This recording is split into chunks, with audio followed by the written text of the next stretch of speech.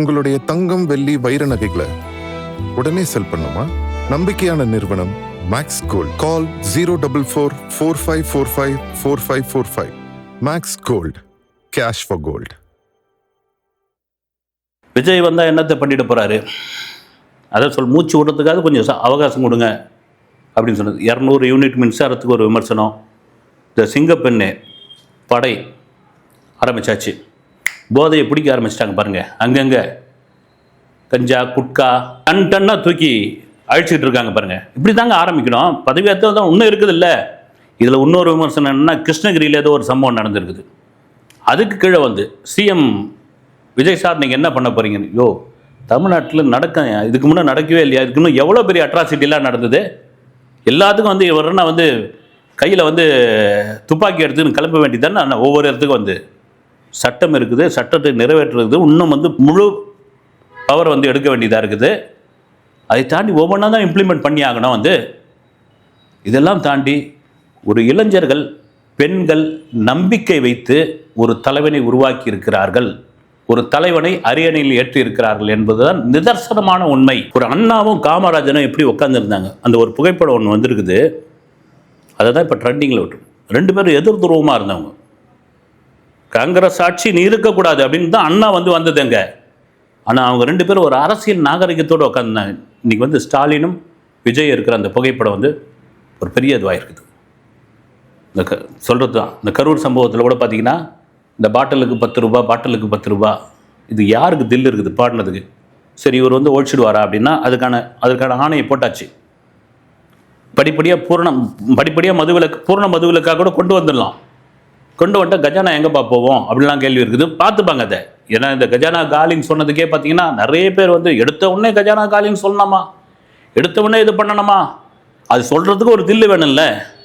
அதுதானே சொல்லியிருக்காரு. இதெல்லாம் தாண்டி திரும்பவும் ஒரு பவர்க்குள்ளே வந்தாச்சு. ஏன்னா ஜெயலலிதா அம்மையார் இருக்கும்பொழுது தான் அதிரடிப்படை, பெண்கள் அதிரடிப்படையாக ஆரம்பித்தாங்க. எனக்கு நல்லா ஞாபகம் இருக்குது. நடிகர் ஸ்ரீகாந்த், பூ படத்தோட ஸ்ரீகாந்த் போஸ்னு ஒரு படத்தில் நடிச்சிட்டு இருந்தார். அந்த படத்தில் அதிரடிப்படை வீரராக நடிச்சிருந்தார். அந்த சமயத்தில் அந்த அதிரடிப்படையினுடைய தலைவராக சென்னையுடைய ஜாயின்ட் கமிஷனராக இருந்தவர் சைலேந்திர பாபு, ஓய்வு பெற்ற காவல் அதிகாரி சைலேந்திர பாபு. ராஜரத்னம் ஸ்டேடியத்தில் இந்த பெண்கள் அதிரடிப்படையும் ஸ்ரீகாந்த் அவர்களையும் மீட் பண்ண வச்சு, அவங்க எப்படி அந்த அதிரடிப்படையெல்லாம் நடக்குது, அவங்க எப்படி டிப்ஸு, அவர் ஜேசி வந்து அவங்களுக்கு சொல்கிற ஒரு இதுவை நான் வந்து ஒரு நாளிதழுக்கு ஒரு இன்டர்வியூ எடுத்திருந்தேன். அதன் பிறகு இப்போது சிங்கப்பெண் என்ற ஒரு அதிரடிப்படை, இது தேவை, பெண்கள் பாதுகாப்பு அப்படின்ற ஒரு விஷயம் கடந்த ஆட்சியில் மிக மோசமாக இருந்தது சொல்லி வந்தவர் தான் விஜய். அப்போ அது முன்னெடுக்க வேண்டிய ஒரு கட்டாயத்தில் அவர் இருக்கார். போதை ஒழிப்பு அப்படின்றத வந்து அங்கே அவர் வந்து முன்னெடுப்பில் அவர் இருக்கார். அதையெல்லாம் தாண்டி ஒரு இணக்கமான ஆட்சி, எல்லாரோடும் நட்பான ஒரு இது வைக்க பூரிச்சு போகிறாரு. தேர்தல் ரிசல்ட் முடிஞ்ச உடனே பெருவாரியான ஓட்டு, இளைஞர்கள் ஓட்டு விஜய்க்கு தாங்க கிடச்சிருக்குன்னு ஒரு சொல்கிறதுக்கு எவ்வளோ பெரிய தில்லு வேணும். ஏங்க, அவர் திமுகவில் இருக்கார், அந்த சின்னத்தில் நின்று இருக்காருங்க. வைகோ அவருடைய கட்சின்னு நின்று இருக்காங்க. நீ பூரிச்சு போகிறாரு. அதே தான் சொல்கிறாரு, வந்து இளைஞர்களுடைய வாக்கு மிகப்பெரிய வாக்கு கிடச்சிருச்சு அவருக்கு. தெரிஞ்சு போயிடும் அவங்களுடைய அரசியல் அனுபவம்லாம் எப்படியாப்பட்ட அனுபவம். விரைவில் பிரதமர் மோடியை சந்திக்க இருக்கிறார், சோனியா காந்தியை சந்திக்க இருக்கிறார் விஜய். இதுதாங்க எவ்வளோ காலம் அப்படியே நின்றுக்கிட்டு இருக்கு போறீங்க. எலியும் பூனையுமா வந்து வாங்க. இன்றைக்கி மாறி போச்சு. இளைஞர்கள் சக்தி ஒரே நாளில் வீட்டுக்கு அனுப்புகிற மக்களுடைய முடிவுலாம் வந்தாச்சு. இன்றைக்கி முன்ன மாதிரிலாம் நீங்கள் ஏமாற்ற முடியாது, முன்ன மாதிரிலாம் எதுவும் பண்ண முடியாது. இந்த பக்கம் பார்த்தீங்கன்னா அதிமுக அவங்க பண்ணுற கூத்து இருக்குது. ஐயோ, சிவி சண்முகம் லேட்டாக வந்திருக்கிறாரு, பதவியை ஏற்றுக்கல.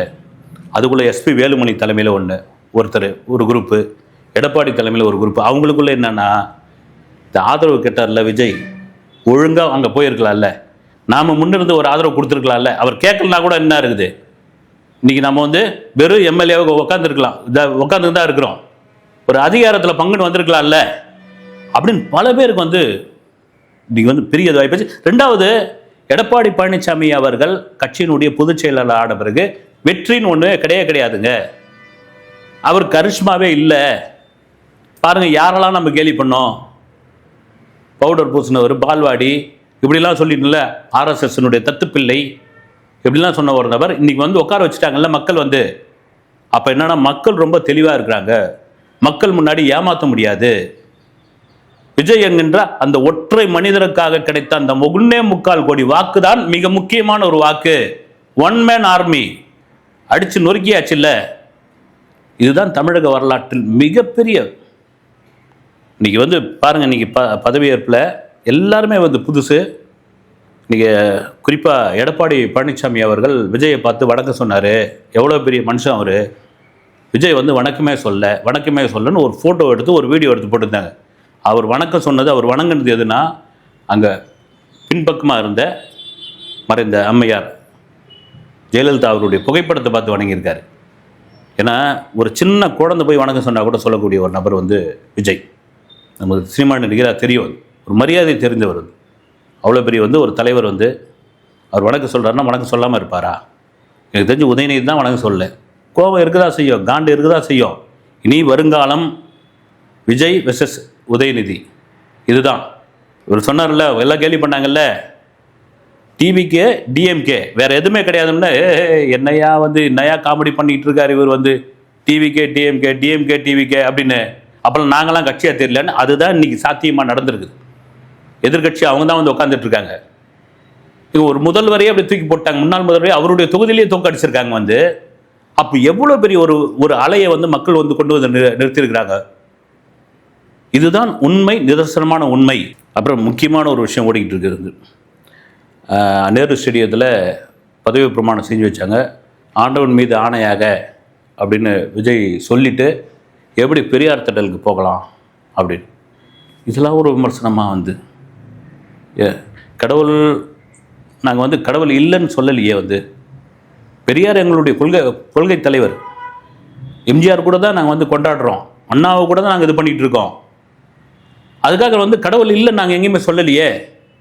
இன்னைக்கு கூட பார்த்தீங்கன்னா பதவியேற்பு இதில் பொதுவாக வந்து ஆண்டவன் மீது ஆணையாக ஜெயலலிதா அம்மையார் சொல்ல, கடவுள் மீது சத்தியமாக, கலைஞர் என்ன சொல்லுவார், மனசாட்சிப்படி. அப்படிதான் இவங்கெல்லாம் வந்து கடவுள் மறுப்பாளர்கள். ஆனால் இதுக்கு விஜய்க்கு என்ன சம்பந்தம்? இன்னும் வந்து ஒரு விமர்சனத்தை போட்டு அடிச்சுக்கிட்டு இருக்காங்க. வந்து அதிமுக இரண்டாக உடைகிறதா அப்படின்ற ஒரு விஷயம். ஏன்னா எம்ஜிஆர் மறைவுக்கு பிறகு ஜே அணி ஜா அணி, ஜெயலலிதா அணி ஜானகி அணி, சேவல் புறா சேவல் இப்படியா இருந்தது வந்து. அதோட அதிமுக இதோட அஸ்தமனம்னு முடிவு பண்ணாங்க வந்து. அதன் பிறகு அந்த அம்மா ஒதுங்கிட்டாங்க, ஜானகி அம்மையார் வந்து ஒதுங்கிட்டாங்க. இவங்க வந்து கட்சியோட பொதுச் செயலராகி ஒரு அசைக்க முடியாத முதல்வராக ஜெயலலிதா இருந்தாங்க. இப்போ என்ன ஆகி போச்சுன்னா, அதிமுகவோட நிலைமையே கொலாப்ஸ் ஆகி போயிருக்குது. இப்போ நான் இந்த பேசுகிற வரைக்கும் பார்த்தீங்கன்னா சிவி சண்முகம் அவருடைய தலைமையில் 30 எம்எல்ஏக்கள் வந்து அவங்க வீட்டில் வந்து ஆலோசனை. ஆரம்பத்துலேருந்தே இந்த கவர்னரிடம் போய் மனு கொடுக்குற காலத்துலேருந்தே பார்த்தீங்கன்னா சிவி சண்முகம் அவர்களுக்கு வந்து ஒரு இதுவே கிடையாது. வந்து ஒழுங்காக தாவேகா கூட போகலாமே அப்படின்னு குறிப்பாக தற்காலிக சபாநாயகர்கிட்ட ஒரு மனு கொடுத்துருக்காங்க, 17 பேர். அது வந்து என்னத்துக்கு வந்து தாவேகாவில் வந்து சேர போகிறாங்களா, இல்லை இந்த பொதுச் செயலாளர் எடப்பாடியை மாற்றணும்னு சொல்கிறாங்களா? ஏன்னா எடப்பாடி வந்த பிறகு எங்களுக்கு வெற்றி வாய்ப்பே கிடையாது, கட்சியே வந்து கொலாப்ஸ் ஆகி போச்சு, நாங்கள் ஒழுங்காக இளைஞர் சக்தியாக இருக்கிற இந்த தாவேகா கூட போயிருப்போம், தாவேகாவுக்கு ஆதரவு கொடுத்துருப்போம். இப்போ இது வச்சு இந்த எம்எல்ஏ பதவி வச்சுன்னு என்ன பண்ணுறது? வந்து ஏங்க ஆட்சியிலும் பங்கு அதிகாரத்திலும் பங்குன்னு தமிழ்நாடு அரசியல் வரலாற்றில் சொன்ன ஒரே முதல் தலைவன் வந்து விஜய் தாங்க. வந்து அது சொல்கிறதுக்கு ஒரு பெரிய தில்லு வேணும் இல்லை? இப்போ வெளியிருந்து ஆதரவு கொடுக்குறேன்னு சொல்லியிருக்காங்க. திமுக கூட்டணியில் தொடர்வோம் நாங்கள், கம்யூனிஸ்டுகள் ஒரு பக்கம், விடுதலை சிறுத்தைகள் இன்னொரு பக்கம் இருக்கும் பொழுது, காங்கிரஸ் இருக்கும் பொழுது காங்கிரஸ் உள்ள வந்துட்டாங்க. இவங்க 2 பேரும் நாங்கள் திமுக இதில் தொடரணும். இப்போ அண்ணா திமுகவுக்கு ஒரு ஆசை இருக்குல்ல, வெற்றியை சுவைச்சு எவ்வளோ நாள் ஆகுது எங்களுக்கு? அதுவும் எடப்பாடி பழனிசாமி வந்த பிறகு வெற்றின்ற ஒரு விஷயமே இல்லை. இன்னைக்கு கூட ஒரு சட்டமன்ற உறுப்பினர் ஜெயலலிதா அவர்களுடைய ஃபோட்டோவை பார்த்து கதறி கதறி எழுதாப்புல, அம்மா நீ போட்ட பிச்சை, நீ இருக்கிறப்ப இப்படி இருந்தோம் நாங்கள், இப்போ எங்கள் நிலைமை பார்த்து இப்படி ஆகி போச்சு அப்படின்னு. அதனால் அது உடையுமா? அதிலிருந்து கணிசமான எம்எல்ஏக்கள் இங்கே வருவாங்களா? குறிப்பாக பார்த்தீங்கன்னா 31 எம்எல்ஏக்களுடன் நீங்கள் வந்தால் தான் கட்சி தாவல் தடுப்பு சட்டம் உங்களை ஒன்றும் பண்ணாது. அது கீழே இருந்தால் கட்சி தாவல் தடுப்பு சட்டம் கடுமையாக உங்களுக்கு உங்கள் மேலே வந்து வழக்கு இதுவாகும். இதெல்லாம் மீறி விஜயோடைய அடுத்த அதிரடிகள் என்ன அப்படின்னா, அவர் தான் சொன்னார்ல, மூச்சு விடுறது கொஞ்சம் அவகாசம் கொடுங்கன்னு. அதே வேளையில் இந்த வந்து செய்தியில் திருச்சியில் ஒரு போலீஸ் அதிகாரி சரித்திர பதிவேடு குற்றவாளிகள் 300 பேரை நிற்க வச்சு மைக்கில் ஓப்பன் மைக்கில் அடிக்கிறார். வந்து இனிமேல் வாலாற்ற வேலைலாம் வச்சுக்கூடாது. அவர் ஓப்பனாகவே கேட்குற, கையை தூக்குறாரு. யார் யார் வந்து கஞ்சா வைத்தோம் கையை தூக்கு, யார் யார் மேலே என்னென்ன இது வருது கையை தூக்கு, நீ 10 வருஷம் 5 வருஷம் ஜெயிலில் கிடக்கணுமா, இல்லை உன் பொள்ளாட்டி பள்ளியோட ஒரு நல்ல வாழ்க்கை வாழணுமா? ஏன்னா 30 லட்சம் பேர் இருக்காங்க திருச்சி மாவட்டத்தில். இந்த 300 பேர் நீங்கள் வந்து இங்கே அட்ராசிட்டி பண்ணீங்கன்னா உங்களை ஒழிக்கிறது எனக்கு ஒரு பெரிய வேலையே கிடையாது அப்படின்னு. அப்போ எங்கேருந்து வந்த உத்தரவு? இங்கேருந்து வந்த உத்தரவு. சினிமாவில் மட்டும் வெறும் தெரி சர்க்கார் ஹீரோ விஜய் கிடையாது, அரசியலில் நான் அப்படிதான் அப்படின்ட்டு நிரூபிக்க போகிறார். நிரூபித்தால் மட்டும்தான் மக்களுடைய மனதில் ஒரு நிரந்தர முதல்வர் என்பதில் மாற்று கருத்து கிடையாது. நான் சொல்கிறேன், விஜயோடைய அந்த நல்லாட்சி, ஒரு நேர்மையான ஆட்சி, மக்களுக்கான ஆட்சி, மிக சரியான ஒரு ஆட்சியாக விஜய் சொன்ன மாதிரி தான். உங்கள் காசு எனக்கு ஒரு பைசா கூட வேணாம், ஒத்த ரூபா கூட வேணாம். உங்கள் காசை நான் வந்து ஒத்த ரூபா கொள்ளை அடிக்கிறது கூட நான் வரல, கொள்ளை அடிக்கிறவங்கள கூட நான் விட மாட்டேன். நான் எல்லாத்தையும் உச்சத்தை பார்த்தவன் நான். பாருங்கள், ஜனநாயகன் படம் இந்த வாரம் 30ஆம் தேதி வரப்போகுது. அந்த படத்துக்கு என்ன அமக்கலம் பண்ணீங்க வந்து இன்றைக்கி பாருங்கள். நல்ல அதாவது கெட்டதுலேயே ஒரு நல்லதுன்னு வாங்கல்ல, சிலது போய் கெட்டது பண்ணுவாங்க, அது மிகப்பெரிய நல்லதாக மாறும். இன்றைக்கி டைட்டில் கார்டு என்ன வரப்போகுது? தமிழக முதலமைச்சர் சி ஜோசப் விஜய் நடிக்கும், அதுதான் வரப்போகுது. தமிழக முதல்வர் சி ஜோசப் விஜய் முதல் காட்சி first day first show Jananayagan படத்தை இந்த ஷோ தேட்டரில் பார்க்க போகிறார், ரசிகர்களோடு உட்காந்து தொடர்களோடு. இதுதாங்க நடக்க போகுது. அந்த ஒரு படத்தை போட்டு என்ன பாடாப்படுத்துனீங்க? அப்படி திரையில் ஒரு ஹீரோவாக பார்த்தா அந்த ஜோசப் சி விஜய் அவர்களை நிஜத்தில் ஒரு ஹீரோவாக, சிஎம்மாக இனி களத்தில் பார்ப்பீர்கள் என்பது மக்களுடைய பெரும் நம்பிக்கை.